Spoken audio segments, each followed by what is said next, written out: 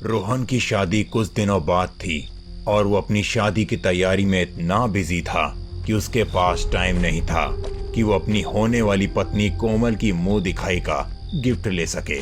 और इसी ख्याल में वो जंगलों के रास्ते अपने हाथ में शादी के कपड़े लिए चल रहा था। चलते चलते अचानक उसके पैरों के नीचे कुछ आ जाता है, जिसकी वजह से वो रुककर 2 कदम पीछे लेकर थोड़ा झुककर देखता है और कहता है, अरे ये क्या है? अरे वाह, ये तो पायल है। कितनी सुंदर पायल है, लेकिन ये होगी किसकी? लगता है चलते चलते किसी के पैरों से ये पायल गिर गई होगी। अब जिसकी भी हो, अब तो ये मेरी है। और एक काम करता हूँ, कोमल को मुंह दिखाई के रूप में ये पायल दे दूंगा। ये देख, वो बहुत खुश भी हो जाएगी। इतना कहकर रोहन उन पायलों को जेब में रख लेता है और वहां से चल देता है। समय के साथ दिन बीतते हैं और रोहन की शादी कोमल से हो जाती है, जिससे वो बहुत प्यार करता था। रोहन कोमल के पास आकर बैठ जाता है और उसके घूंघट को जैसे ही उठाने को होता है, तभी कोमल उसे रोक कर कहती है, घूंघट उठाने से पहले ना मुंह दिखाई दी जाती है। बताओ, मेरी मुंह दिखाई कहाँ है? क्या कहा? मुंह दिखाई? माफ करना कोमल, मैं तो भूल ही गया तुम्हारे लिए गिफ्ट लाना। मुझे पता था तुम ऐसा ही करते हो, कुछ याद नहीं रखते। कोमल का गुस्सा रोहन पर फूटता है और तभी रोहन अपने कुर्ते की जेब में से एक बॉक्स निकालकर कोमल के हाथ में रख देता है और कहता है, भला मैं अपनी जान के लिए कुछ लाना कैसे भूल सकता हूँ? तुम भी ना हर वक्त मजाक करते हो। अब क्या है इसमें? कोमल उस बॉक्स को खोलकर देखती है। उसमें बहुत सुंदर और भारी पायल थी, जिसमें बहुत सारे घुंघरू थे। ये देख कोमल रोहन से उसे पायल को पहनाने को कहती है। पायल पहनकर कोमल बहुत खुश थी। खुशी से वो यहाँ से वहाँ चलकर उन पायलों की आवाज सुन रही थी।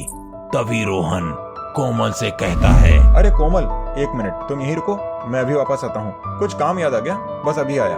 पर कहाँ? रोहन मत जाओ ना। बस अभी आता हूँ।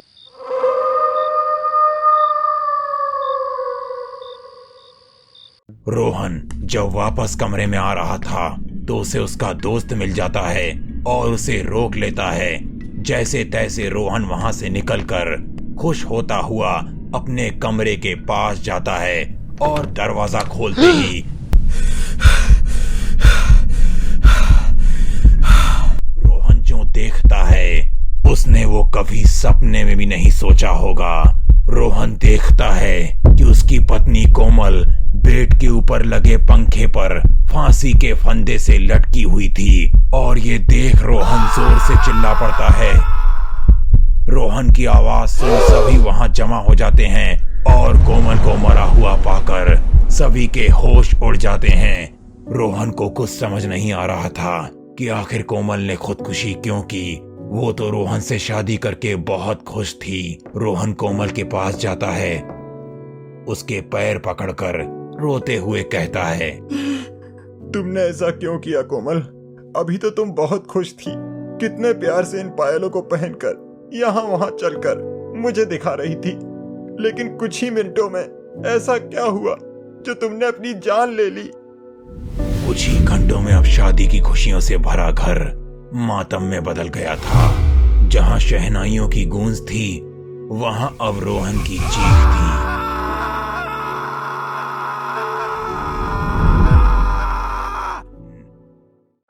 रोहन अपने सर पर हाथ रखकर बैठा हुआ था और उसके सामने वो पायल थी जो रोहन ने कोमल को दी थी। तभी वहां घर पर रोहन की दोस्त समृति आती है, जो रोहन को तन्हा देखकर कहती है, रोहन, अपने आप को इस गम से बाहर निकालो। ऐसे कैसे जियोगे तुम? जिसको जाना था वो तो चली गई। मुझे कुछ समझ नहीं आ रहा कि कोमल ने ऐसा क्यों किया। कुछ मिनटों पहले वो बहुत खुश थी, फिर उसने क्यों ली अपनी जान? समृति की नजर रोहन के पास रखी उन पायल पर पड़ती है। रोहन, ये पायल किसकी है? कोमल की है क्या? हाँ, लाया तो मैं उसके लिए ही था, लेकिन अब मैं इन्हें और नहीं देखना चाहता हूँ। तुम इन्हें मेरे सामने से ले जाओ। जिसके लिए लाया था अब वो ही मेरे साथ नहीं, तो मैं इनका क्या करूं? ठीक है रोहन, मैं चलती हूँ। समृति उन पायल को लेकर वहां से अपने घर चली जाती है और ठीक 1 बजे रोहन के पास कार्तिक का कॉल आता है। कार्तिक बहुत डरा हुआ और सहमा हुआ था। वो रोहन से कहता है, रोहन, समृद्धि। क्या हुआ कार्तिक, तू इतना हाफ क्यों रहा है? क्या हुआ समृद्धि को? समृद्धि ने फांसी लगा ली। रोहन जल्दी आजा घर, मुझे बहुत डर लग रहा है। क्या? समृद्धि ने फांसी लगा ली? तू रुक, मैं अभी आता हूँ। भगवान, ये सब क्या हो रहा है? पहले कोमल, अब समृद्धि। इतना कहकर अब रोहन भागता हुआ कार्तिक के घर जाता है और देखता है कि जिस तरह से कोमल ने फांसी लगाई थी, ठीक उसी तरह समृद्धि भी फांसी के फंदे पर लटकी हुई थी। डर से उसकी दोनों आंखें बाहर थी और जीभ भी मुंह से बाहर थी। रोहन की नजर जब समृद्धि के पैरों पर पड़ती है और वो देखता है कि उसने भी वही पायल पहनी थी जो मरने से पहले कोमल ने पहनी थी, और खुद से कहता है, ये क्या? ये तो वही पायल है जो मैं कोमल के लिए लाया था, और उसके बाद कोमल की मौत हो गई थी। अब यही पायल समृद्धि ने भी मरने से पहले पहनी थी। कहीं ये सब इन पायल की वजह से तो नहीं हो रहा है ना? इतना कहकर अब रोहन सोच में पड़ जाता है। कुछ घंटों में समृद्धि की बॉडी का अंतिम संस्कार कर दिया जाता है और रोहन उन पायलों को वापस ले लेता है, और उसका सच जानने के लिए रोहन उसी जगह जाता है जहां से उसे वो पायल मिली थी। काफी ढूंढने के बाद उसे कुछ नहीं मिलता। देर रात थक हार कर वो वापस आने को था, तभी उसके कानों में धीरे से किसी की आवाज आती है। मेरी पायल मुझे वापस लौटा दो, वरना तुम यहाँ से जिंदा नहीं जाओगी। कौन है? कौन है यहाँ? रोहन के सवाल का कोई जवाब नहीं आता और रोहन अपने चारों ओर देखता है। वहाँ कोई नहीं था और रोहन अपने कदम आगे की ओर बढ़ाता है और फिर एक आवाज आती है। वो पीछे मुड़कर देखता है, एक चुड़ैल उसके सामने खड़ी थी। मेरी पायल मुझे वापस लौटा दो, वरना तुम यहाँ से जिंदा नहीं जाओगी। क्या? तुम्हारी पायल? तुम कौन हो? ये पायल तुम्हारी है और तुमने मेरी पत्नी की जान क्यों ली? मैंने उन दोनों को इसीलिए मारा क्योंकि उन दोनों ने मेरी पायल ली थी। अब अगर तुमने ये मेरी पायल मुझे वापस नहीं की तो मैं तुम्हारी भी जान ले लूंगी। अगर मैं तुम्हें ये पायल वापस कर दूं तो तुम क्या यहाँ से चली जाओगी? मैं यहाँ से कहीं नहीं जाऊंगी।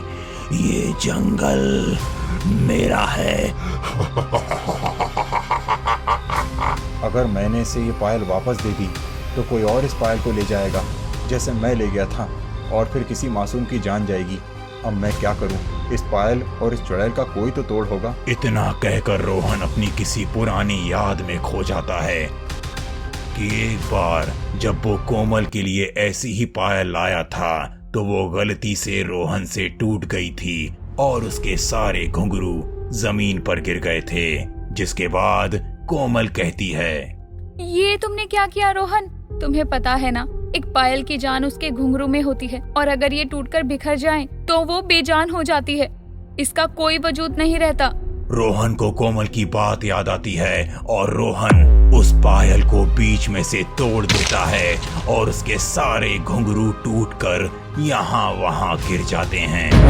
मेरी पायल नहीं, मैं खत्म हो जाऊंगी अगर ये पायल नहीं जुड़ी तो। मैं यही चाहता हूँ, तुम चली जाओ यहाँ से, फिर कभी मत आना यहाँ। एक एक करके कमोलिका के सारे घुंघरू यहाँ बिखर जाते हैं और कमोलिका का शरीर भी गायब हो जाता है। वो कहती है, मैं वापस आऊंगी, इतनी जल्दी मेरा अंत नहीं हो सकता। एक साल बाद मैं वापस आ गई। हाँ, मैं वापस आ गई।